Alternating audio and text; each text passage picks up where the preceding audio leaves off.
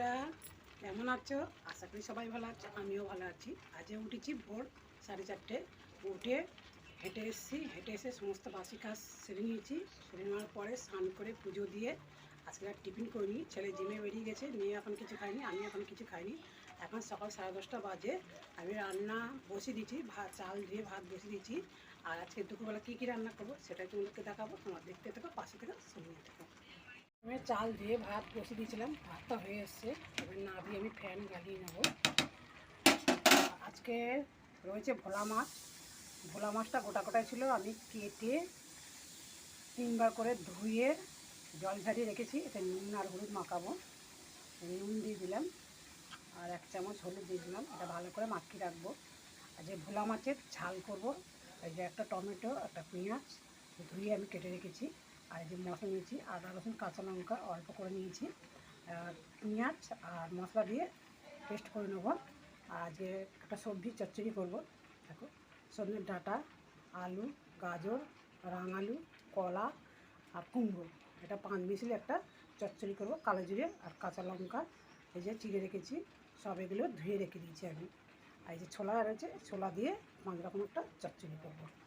আমি এখন ভাতটা নামিয়ে ফ্যান গালবো, তারপর নুন হলুদ মাখাবো মাছে। হয়ে গেছে ভাত নামিয়ে ফ্যান গালানো হয়ে গেছে। কড়া বসিয়ে সর্ষের তেলও দিয়েছি, তেলটা গরম হয়ে গেছে। আমি এবার মাছগুলো ভেজে নেবো প্রথমে।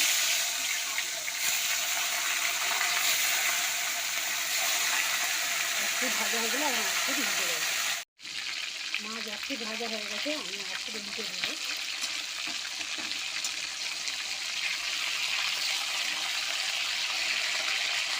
আমি বেশি করে তেল দিয়ে দিয়েছি, মাছ ভাজতে হবে। তা ভাজা হয়ে গেলে আমি তুলে নেবো, নিয়ে মাছগুলো ভাজবো। 4 পিস মাছ ভাজা হয়ে গেছে, তুলে রেখেছি। আর 4 পিস ভাজা বসেছি। ছেলে ডিম থেকে এসেছিলো, ওই জন্য ডিম সিদ্ধ দিয়েছিলাম, আলু সিদ্ধ দিয়েছিলাম। ওকে ডিম সিদ্ধ আলু সিদ্ধ দিয়ে ঘুরিয়ে কাঁচা লঙ্কা দিয়ে নুন দিয়ে ভাত দিয়েছিলাম, আমাদের খেয়ে নিয়েছে। নিয়ে এখন মতো আমার খিদে পেয়েছে, নিয়ে বলছে আমি ভাত খাওয়া, মাছ ভেজে দাও। যে ভাত দিয়েছি আর 1 পিস মাছ ভাজা দিই, নিয়ে এখন খাবে।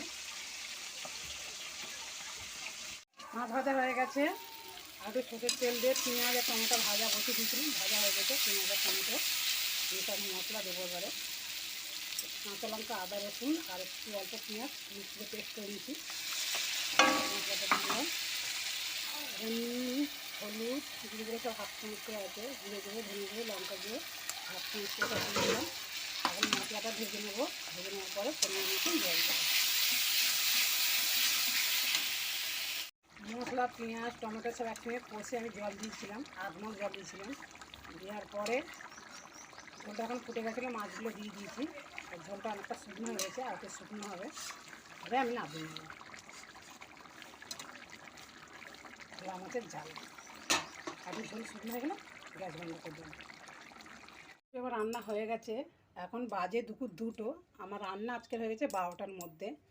রান্না সেরে একটা যা বললো মেয়ের ইঞ্জেকশান আছে 3.5 মাসের, তাকে নিয়ে আবার ইঞ্জেকশান দিয়ে জাস্ট এখন ঘরে আসলাম। আমি এখন খাবো।